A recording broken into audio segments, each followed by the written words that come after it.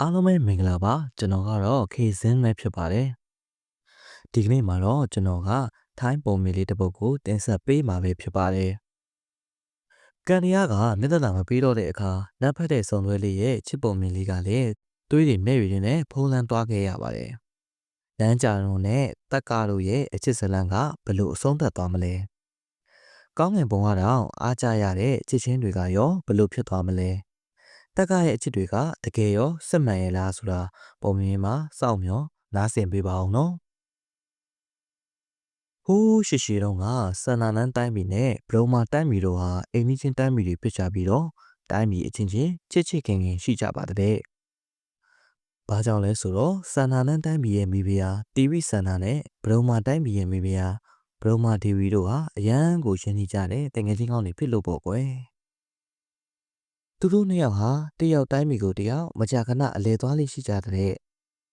သားသမီးတွေမွေးလာခဲ့ရင်လည်းလက်ဆက်ပေးကြမယ်လို့သဘောတူညီထားကြတာပေါ့ကွယ်။ဒါပေမဲ့တနေ့မှာတော့မထင်မှတ်ထားတာတခုကိုကြုံလိုက်ရပါတော့တယ်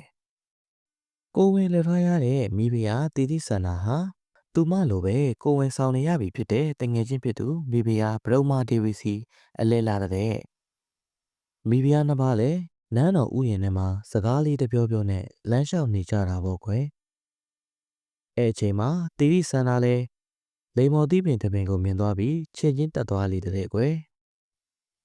အဲ့ဒါနဲ့ပဲဘရုံမာဒေဝီကိုသူမလိမ္မော်သီးစားခြင်းကြောင့်ပြောတာပေါ့ကွယ်ဒါပေမဲ့လိမ္မော်သီးတွေကမမဲ့သေးတာကြောင့်ဘရုံမာဒေဝီကမစားဖို့တားလေတယ်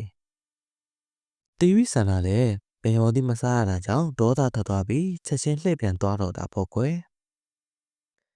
စိတ်ထဲမှာတော့ဒီကိစ္စကိုတေးမှတ်ထားပြီးအခွင့်ကြုံတာနဲ့လက်စားချီဖို့တွေးထားလေတဲ့ကွယ်ဘရုံမာဒေဝီကတော့တငယ်ချင်းဖြစ်သူအဲ့လိုတေးမှတ်ထားတာကိုမသိလိုက်ပဲလှမ်းပြီးတားရှာတဲ့။ဘာကြောင့်ရုပ်တရက်သွားသားမှန်းလဲနားမလည်နိုင်ဖြစ်နေတဲ့ကွယ်။ဒီလိုနဲ့ပဲအချိန်တွေကုန်ဆုံးသွားပြီးမိဖုရားနှစ်ယောက်လုံးမီးဖွားကြပါတော့တယ်။ဒုံမာဒေဝီကတက်ခါလို့ခေါ်တဲ့မင်းသားလေးတစ်ပါးဖွားမြင်ပြီးတငယ်ချင်းဖြစ်သူနဲ့ပေးထားတဲ့ကတိကိုမမေ့ပဲတားတော်လေးကိုသူ့မှာစစ်သက်ထားတဲ့ဓမ္မသီးသားလေးရှိကြောင်းပြောပြထားတဲ့ကွယ်။တစ်ဖက်မှာတော့တီဗီဆန္ဒကလည်းလှပတဲ့သမီးတော်လေးတစ်ပါးဖွားမြင်ပြီးနန်းကြာညို့လို့အမည်ပေးတဲ့ကွယ်။အညိုးကြီးတဲ့တီတီဆန္ဒကတော့သမီးတော်လေးကိုသတို့သားလောင်းအကြောင်းတခွန်းမှမဟလေဘူးတဲ့ဒီလိုနဲ့15နှစ်ကြာပြီးရဲ့နောက်မှာတော့လမ်းကြာညိုလေးကနူးညံ့လှပတဲ့မဲမပြိုလေးအဖြစ်အရွယ်ရောက်လာပါတော့တယ်ပြိုစားပြီးဘရင်တွေကလမ်းကြာညိုနဲ့လက်ဆက်ဖို့သက်ဆောင်ပနာတွေနဲ့လာရောက်ကမ်းလှမ်းကြတာပေါ့လမ်းကြာညိုကတော့သူ့ကိုမှစိတ်ဝင်စားပဲနင်းဆန်တဲ့ကွယ်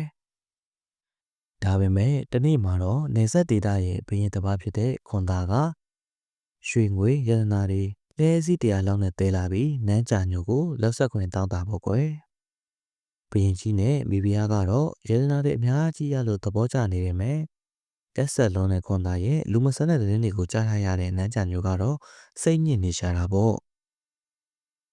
အဲ့ဒါနဲ့ပဲခွန်သားပြန်တော့တာနဲ့သူမကိုခွန်သားနဲ့လက်ဆက်မပေးဖို့မိဖတွေကိုတောင်းပန်ရှာတာပေါ့ခွဲဒါပေမဲ့လည်းမိဘနှစ်ဖက်ကတော့ခွန်သားနဲ့နန်းကြာညိုကိုအတင်းအကျပ်ဆစ်ဆက်ပေးလိုက်ကြတယ်နန်းကြာညိုလည်းဘာမှမတတ်နိုင်ရှာပဲလက်ခံလိုက်ရတာပေါ့ခွဲဒီလိုနဲ့ပဲအချိန်တွေကုန်လွန်သွားပြီးတနေ့မှာတော့ဘရုံမာတိုင်းပြည်ရဲ့မင်းသားလေးတက်ကဟာသတို့သမီးလောင်းကိုရှာဖို့အတွက်ဆန္ဒနန်းတိုင်းပြည်ကိုရောက်လာတာပေါ့ခွဲမိဖုရားတေဗီဆန္ဒကတက်ကနဲ့တမီးတော်ကိုပေးမတွေ့ချင်ပေမဲ့လည်းတိုင်းပြည်ရဲ့ဒလိထုံးတဲ့အရာတွေ့ပေးလိုက်ရတာပေါ့ကံကြမ္မာကမင်းသားပေးတာလားကန်စုမှုပေါင်ကြစီရလားတော့မသိပေမဲ့တက်ကနဲ့နန်းကြညိုတို့ဟာတယောက်ကိုတယောက်မိမင်းချင်းရှင်းမိသွားကြလေတာပေါ့ကွယ်ဒီလိုနဲ့နန်းကြညိုကိုဆဲလန်းသွားတဲ့တက်ကလည်းတိုင်းပြည်ကိုအမြန်ခရီးနေပြီးနန်းကြညိုနဲ့တက်တက်ပွဲအမြန်စီစဉ်ပေးဖို့မိဘတွေကိုတွားပြောတော့တာပေါ့တခါမှာတော့ဘရင်ကြီးနဲ့ဘီဘီယာဒေဝိဆန္ဒကတက်ကပြန်ရောက်မလာခင်ခွန်သားနဲ့အမြန်လက်ဆက်ပေးဖို့လှုပ်ကြတဲ့ဒါပေမဲ့နန်းကြညိုကတော့သဘောမတူပဲတက်ကနဲ့သူမကဖူးစာရဲ့အစ်စ်အမှန်တွေဟုတ်မဟုတ်သိချင်တာမို့နတ်ဘုရားတွေကိုမေးရတဲ့အခမ်းအနားကိုလုပ်ပေးဖို့မိဘတွေကိုပြောလေတယ်အဲ့ဒီအခမ်းအနားကလက်မထက်ခင်အချိန်မှာသူတို့တိုင်းပြည်ရဲ့နတ်ဆရာတွေကိုယ်တိုင်လုပ်ပေးတဲ့ရွေးဝါတလေးတစ်ခုဖြစ်တာကြောင့်မိဘတွေလည်းသဘောတူလိုက်ရလေတယ် ဒီလိုနဲ့အခမ်းအနားလေးကိုရောက်ချိန်မှာတော့လက်ဆရာမတွေလည်းအမွှေးနန္ဒာတွေနဲ့ဖူးစာရေးနာမည်ကိုတိုင်တယ်ပြီးလမ်းကြာညိုနဲ့တက်ကရဲ့ဖူးစာစစ်မစစ်ကိုသိရအောင်တောင်းစုပြုချတဲ့သူတို့ဆူတောင်းတန်တွေကိုကြားတဲ့ဖူးစာရေးနာမည်လည်းအချစ်ဥယျာဉ်ထဲမှာရှိတဲ့လမ်းကြာညိုရဲ့အချစ်နယ်ပင်လေးကိုကြည့်လိုက်တော့တက်ကရဲ့အချစ်နယ်ပင်နဲ့ရောရှက်နေတာကိုမြင်လိုက်ရလေတယ်။ဒါပေမဲ့အဆုံးမသတ်မှာတော့နယ်ပင်တွေကပေါင်းစည်းမနေပဲကွဲကွာနေလေတဲ့ကွယ်။ဒီလိုဖြစ်နေရတဲ့အဓိပ္ပာယ်ကတော့ဒီပုံတွေကဖူးစာချင်းအစ်စ်မှန်နေဆိုပေမဲ့အတူပေါင်းဖက်ဖို့ကံပါမလာပဲငယ်ရွယ်နဲ့တိဆောရမယ့်နမိတ်ဖြစ်တာလို့ဖူးစာရေးနကပြောပြလိုက်လေတဲ့ကွယ်။နတ်ဆရာမတွေရဲ့အကြီးကဲလည်းအဲ့ဒီအကြောင်းကိုလူတိုင်းသိအောင်ပြောပြလိုက်တယ်တဲ့။တတိုင်းပြည်လုံးကလူတွေလည်းအဲ့ဒီသတင်းဆိုကြောင့်ထိတ်လန့်ကုန်ကြတာပေါ့ကွယ်။ဒါပေမဲ့လည်းလမ်းကြညွေရဲ့ဖူးစာချင်းကတက်ကဖြစ်နေတာကြောင့်မိဖုရားတီဗီဆန္ဒလဲရိုးရတဲ့လေးတွေကိုလုံးဆလို့မရဖြစ်သွားတဲ့ဒါနဲ့ပဲဖူးစာချင်းနှစ်ယောက်ကိုလက်ဆက်ပေးဖို့တက်ကတော့တိုင်းပြည်ကိုစာချုံလာလက်ဆောင်တွေပို့ပြီးအကြောင်းကြားရတာပေါ့ကွယ်။လမ်းကြညိုကတော့ပျော်ရွှင်နေပြီးသူမကိုတက်ကလာရောက်တောင်းရမှာကိုမျှော်နေရှာတာပေါ့။ဒါပေမဲ့လည်းတက်ကတော့ရောက်မလာခဲ့ဘူးတဲ့ကွယ်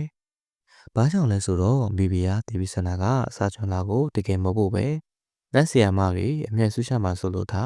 ဟန်ဆောင်ပုတ်ခဲ့တာကြောင့်တက်ကဟာရောက်မလာတာဖြစ်တဲ့ကွယ်။တန်းကြညိုကတော့တက်ကစီစာချုံလာမရောက်တာကိုမသိပဲသူမကိုတက်ကမလို့ချင်တော့ဘူးဆိုပြီးဝမ်းနေနေရှာတဲ့။ဒါနဲ့ပဲတက်ကကိုသူမစီလာတွေ့ဖို့ရန်ရီတော်တယောက်ကိုပြောခိုင်းလေတဲ့။နောက်တစ်နေ့ညရောက်ချိန်မှာတော့တက်ကနဲ့နန်းကြညိုလည်းဥယျာဉ်ထဲမှာတိုးဝက်တွေးဆုံနေကြပြီးတော့နှစ်ယောက်သာနှီးနှောတိုင်မရင်အเจ้าစုံကိုတည်သွားကြတာပေါ့ကွယ်။တက်ကလည်းသူချစ်တဲ့မိန်းကလေးကိုပိုင်ဆိုင်ရဖို့အတွက်တိုင်းပြည်ရဲ့စစ်တပ်ကိုခေါ်လာပြီးစစ်ကိုခင်မလားတပီးတော်ကိုပေးမလားဆိုပြီးအချက်ခိုင်မှုဆုံးဖြတ်လိုက်လေတဲ့။တန်းကြညိုလည်းတက်ကနဲ့လမ်းခွဲပြီးအိတ်ဆောင်စီပြန်လာတဲ့။ကန်ဆိုးကျင်တော့သူမအကူကြီးတောင်းလိုက်မိခဲ့တဲ့အစီကံကတိုင်ကြားလိုက်တာကြောင့်တက်ကနဲ့ခိုးတင်နေတဲ့အကြောင်းကိုသူမရဲ့မေတော်ကြီးကတီးသွားပါတော့တယ်။မေတော်တီဗီဆန္ဒလည်းဒေါသတော်ဆာနဲ့လမ်းကြညိုရဲ့အိတ်ဆောင်စီသွားပြီးတော့ပါးရိုက်လေတဲ့။ပြီးတော့လမ်းကြညိုသာခွန်တာနဲ့လက်မဆက်ပဲနေမယ်ဆိုရင်ခွန်တာကတိုင်းပြည်နှစ်ခုလုံးကိုဖျက်ဆီးပြစ်မှာဖြစ်ကြောင်းလက်ညှိုးငေါငေါထိုးကစုပူရင်ပြောပါတော့တယ်။လမ်းကြညိုလည်းသူမရဲ့ဘဝကြီးကိုစိတ်ကုန်နေပြီးတက်ကနဲ့အတူထွက်ပြေးလိုက်ခြင်းပင်မဲ့ခွန်တာကြောင့်တိုင်းပြည်ပါပျက်စီးမှာကိုတွေးမိပြီးရွေးချယ်ရခက်ကငိုကြွေးနေရှာတာပေါ့ကွယ်။နောက်ဆုံးတော့ရွေးချယ်စရာမရှိပဲတနာစရာလမ်းကြညိုလေးကတေတန်းစာတစ်စောင်ရေးကဥယျာဉ်ထဲသွားပြီးကိုအဆုံးစီရင်လိုက်ပါတော့တဲ့ကွယ်။မနေ့ရောက်ချိန်မှာတော့လမ်းကြညိုတေဆုံးနေရကိုသူမမိဘနာမတေးသွားပြီးဖြေမစင်နိုင်ဖြစ်သွားကြတာပေါ့။ဒါပေမဲ့အရာရာကလောက်ချသွားခဲ့ပါပြီ။သူတို့အရန်ကျင်းပခြင်းနဲ့လက်ထပ်ပွဲအစားအာတုပအခမ်းအနားကိုသာကျင်းပလိုက်ရပါတော့တယ်။အဲ့ဒီအချိန်မှာပဲတင်နန်းပစ္စည်းတွေကိုလို့တော်ရင်နဲ့အတူခွန်တာရောက်လာလေတယ်။အလာကောင်းဝင်မဲ့အခါနှောင်းသွားတဲ့ခွန်တာလဲလမ်းကြညိုတည်သုံးသွားပြီဆိုတော့တီးလိုက်ရတော့ယူချုံမရဖြစ်ကငိုကြွေးနေတော့တယ်။တနာကြီးတဲ့ခွန်တာကလမ်းကြညိုရဲ့ရုပ်ကလပ်ကိုနောက်ဆုံးအနေနဲ့ပွေဖက်ဖို့လှုပ်ချိန်မှာတော့မြေကြီးကရုတ်တရက်နှစ်ချမ်းကွဲသွားပြီးလူရုပ်မှာခွန်တာကိုမြင်မြူသွားလေတော့တဲ့ကွယ်။ဒီလိုနဲ့ပဲမင်းသမီးလေးနန်းကြညိုတေဆုံးသွားတဲ့တရင်ဟာတဆင့်စကားတဆင့်နာဖြန့်သွားပြီးမင်းသားလေးတက်ကလည်းတည်သွားတော့တာပေါ့ကွယ်။ညနှုတ်ရသူကတယောက်တည်းကန်စားရင်တေဆုံးသွားရတာကြောင့်တက်ကလည်းငိုကြွေးရင်းနဲ့စိတ်ဖောက်ပြန်သွားလေတော့တဲ့ကွယ်။ဓာတ်လက်ကင်ပြီးနန်းကြညိုနဲ့သူ့ကိုခွဲတဲ့တေမင်းကိုတတ်မယ်ဆိုပြီးလမ်းတော်လည်းပြေးလွှားနေလေတော့တဲ့ကွယ်။နောက်ဆုံးတော့တက်ကလည်းကိုယ်လေပင်ကိုဓာတ်နဲ့လှီးဖြက်ကချေရသူနောက်ကိုလိုက်သွားရှာလေတော့တဲ့ကွယ်။ဒီလိုဝမ်းနည်းစရာဖြစ်တွေပြီးဆုံးချိန်မှာတော့တေဒီစန္ဒာလည်းနောက်နောက်ရကပရမဒေဝီကိုတောင်းပန်တဲ့ဖြစ်ပြီးတာတွေကပြန်ပြေလို့မရတော့ပေမဲ့အချင်းလိုအမောတရားတွေမရှိတော့ပဲချစ်ချစ်ခင်ခင်နေထိုင်သွားကြတာပေါ့ကွယ်ချစ်သူနှစ်ဦးကိုလည်းနောင်တမလွန်မှာပေါင်းမခွင့်ရအောင်အတူတူတကြိုပေးလိုက်ပါတော့တဲ့ကွယ်ပြီးတော့အချစ်ကြီးကြတဲ့ချစ်သူနှစ်ယောက်ရဲ့ဝမ်းနည်းစရာဇလံကိုအမဲမှတ်ရနေကြဖို့အကျိုးပြကိုလည်းဂူသွင်းပြီးပြည်နယ်နှစ်ခုကြားမှာထားရှိလေကြတာပေါ့ကွယ်အချိန်လေးကြာလာတဲ့အမျှမင်းသမီးလေးတို့နှစ်ယောက်ရဲ့ဂူပိတ်မှန်ပေးမှာလူတွေတကားမှမမြင်ဘူးတဲ့လှပတဲ့ပန်းလေးတွေပွင့်ဖူးလာကြတဲ့အချစ်ကန်ကြီးတဲ့သူနှစ်ယောက်အတွက်တပီးအားတွေရဲ့ကောင်းကြီးလက်ဆောင်လို့လဲလူတွေကယူဆကြတာပေါ့ကွယ် အဲ့ဒီပန်းလေးတွေကဒီနေ့ခေတ်မှာထိုင်းဆာကူရာလို့လူသိများတဲ့ပန်းလေးတွေပဲဖြစ်နေကြတာပေါ့ကွယ်ဒီပုံမေလေးကတော့ဒီမှာပဲပြီးဆုံးသွားပြီပဲဖြစ်ပါတယ်ကျွန်တော်တင်ဆက်ပေးတဲ့ပုံမြင်လေးတွေကိုကြိုက်နေတဲ့ဆိုရင်တော့ကျွန်တော်ရဲ့ channel ကို like and subscribe လုပ်ခဲ့ပြီလို့တောင်းဆိုအပ်ပါတယ်ခင်ဗျာနေ့ရက်တိုင်းမှာလည်းစိတ်ချမ်းသာခြင်းကိုယ်ဤကျန်းမာခြင်းနဲ့ပြည့်စုံကြပါစေဗျာ